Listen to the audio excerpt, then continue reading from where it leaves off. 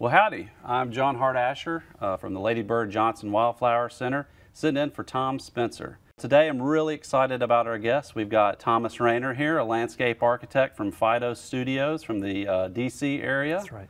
And thank you for being with us today. Thanks for having me. Well, I'm really excited about this topic because it's something that's definitely near and dear to my heart, and I want to talk about really your approach to landscape design and incorporating ecology into urban areas. You've done work on the U.S. Capitol grounds, the Martin Luther King Memorial, and then also you've done the New York Botanic Garden. Is that correct? Yeah, we worked in the native plant garden there and one of the azalea gardens there. So. Okay, that's great. So you've got, and besides that, even all that work, you're doing a lot of talking. So you're a premier speaker. You've got your book out, Planting in a Post-Wild World, and you've got your blog, Grounded Design. That's correct. Yeah. Do you have what do you do in a day? My goodness. It's fun.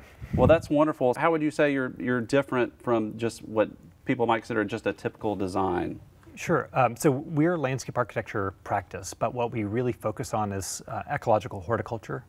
So we're very niche-y in that way, and some of our work is our own projects, but a lot of time we're supporting other designers, even other landscape architects, on larger scale projects where ecological horticulture is something that has to be beautiful, but also functional. We're kind of the niche sub-consultant that helps with those kind of projects. When we talk about function, can you delve a little bit deeper in there to sort of understand what that means exactly? Yeah, I mean, as the world changes, I think people are realizing more and more that plants no longer have to just be the parsley around the pot roast of our buildings, right? They just don't have to be decorative anymore. And urban projects all over the country are realizing that the planting space that could happen in a park or a rooftop and drainage ways can not only kind of be decorative, but also be functional. And we mean kind of ecologically functional for sequestering carbon, for filtering stormwater, for providing habitat for pollinators, just all kinds of ecosystem services that cities are increasingly needed. So in many ways, there's this new opportunity, kind of this new genre, I think, of planting design that's not just kind of about clipped meatballs and lawn and the kind of traditional horticultural ways that American cities use plants, but really about kind of creating more functional, more biodiverse kind of matrices that can do a lot more. When you're doing some of your designs, I know that we've encountered sort of this argument against formal versus natural, or however you might phrase that. What are your thoughts about that? Especially what people tend to think of urban designs or landscape designs as, much more whether people say well maintained or clean lines. Or what are your thoughts on that? Well, it's important because I think planting in urban areas has to be attractive, and a lot of what's passed for ecological planting, particularly with stormwater or even some pollinator planting, often gets a bad rap for being unattractive or being good good morally, but not always pleasurable to humans, and we think that's a kind of false dichotomy. I think in terms of the formal versus informal, very often we think about these design mixes, these kind of social systems that we do, but we think about them almost like a liquid that gets poured into a frame. So an herbaceous mix, a meadow mix, a green roof mix, all of these things all typically have the same height roughly for us.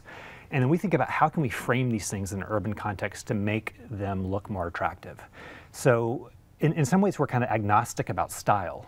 You could take a formal boxwood garden with frames and pour in the biodiverse kind of mix in the middle, and it would look like a high style garden. Versus something much bigger, farther out of the urban area or on the fringe where the look of wildness is actually really attractive. I think in urban areas it's interesting because there's so much framework. There's so many sidewalks and buildings and other things. You have a little more flexibility in some ways because there's such framed environments to be a little looser than we would in, say, a suburban context, where all of that context, that vernacular context, is very strong. And I think we would work harder in those situations to try to pour our liquid mixes into using lawns, using clipped shrubs, using any kind of frames you want, very traditional horticultural elements to help frame and make those look attractive. So you're talking about urban and suburban.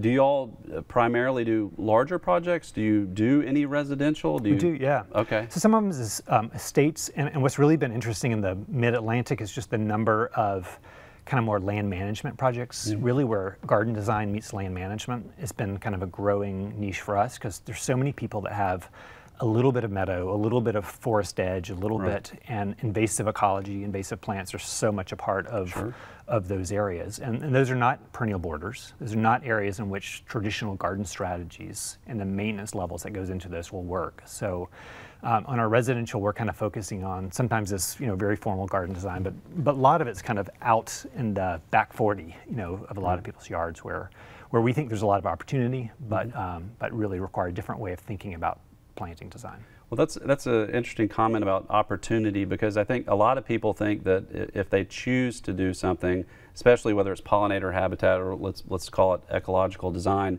that they might not really be able to have that much of an impact because it's so small of an area. But what do you think about that? I mean, I think these back 40s, these parts of the properties, is where we can have some of the largest impact. It's the largest parts of our yards very often, and sometimes it's as simple as changing a mowing strategy or the timing of mowing, or including a strategy to kind of tamp down the worst of the invasive species to allow more biodiversity in certain areas, to increase more biodiversity in a hedgerow in areas that can add more color and other things to those. So we think there's huge opportunity for wildlife, for function, for aesthetics. Honestly, a lot of times I think the more the more native ecologies tend to be more legible than like an invasive ecology where vines and other plants really kind of make it, a woodland, for example, look very unattractive. So we see it as being kind of a benefit to aesthetically and for the environment as well. So whether it's a large scale or small scale design, I know society really has an issue with plant blindness. It's sort of growing. And these designs that you're talking about usually are composed of a cast of many characters, these plant communities. And so do y'all do anything to address how that is maintained? Because there's a lot of the industry doesn't understand what plant's what, or even what invasive plant is what. What do y'all do to ensure that these gardens or landscapes really sustain themselves? And how are they taken? How do you approach that? Yeah, so everything we start with is first question we ask any client is what kind of resources can you put into management, into your land management, and then that is the starting point. Whatever that is, everything else has to be designed to meet that. Okay. So it really very often, shapes how big the project is, how much we focus, and what kind of methods people are going to do it. Some people have more resources, so we can do more ornamental aspects in some of those, and in other places it's really using things like seed mixes and land management strategies like once a year mowings with big equipment, or things where crews come out once or twice. It really is a shift away. I think the limiting factor and the hard thing for us is that it is a knowledge-based shift. It's not more work. In fact, a lot of these things are a lot less work than the types of things our clients were doing previously. Right. Less mowing, less maintenance in some of these other areas.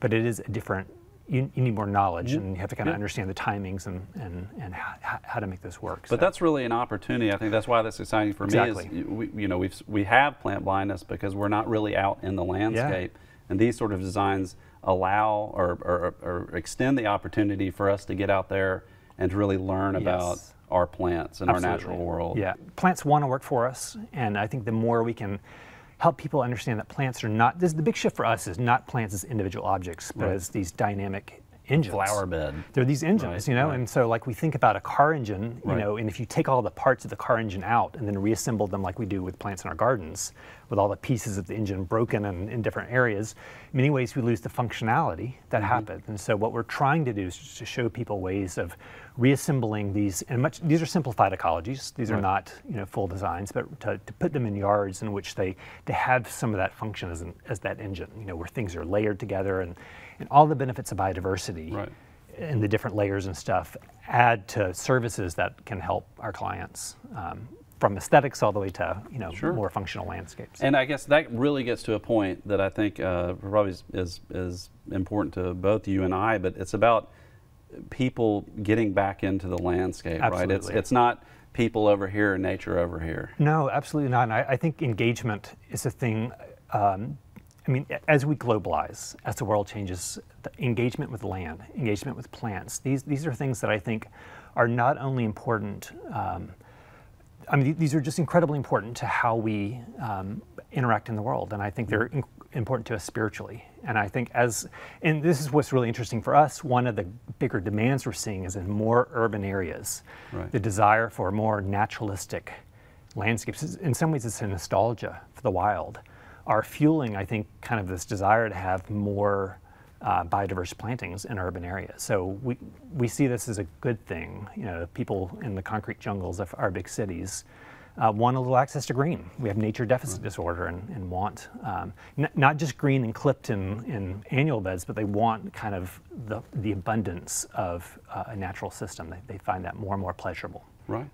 Well, I'd like to thank you so much for coming and visiting with us and talk about an extremely interesting topic.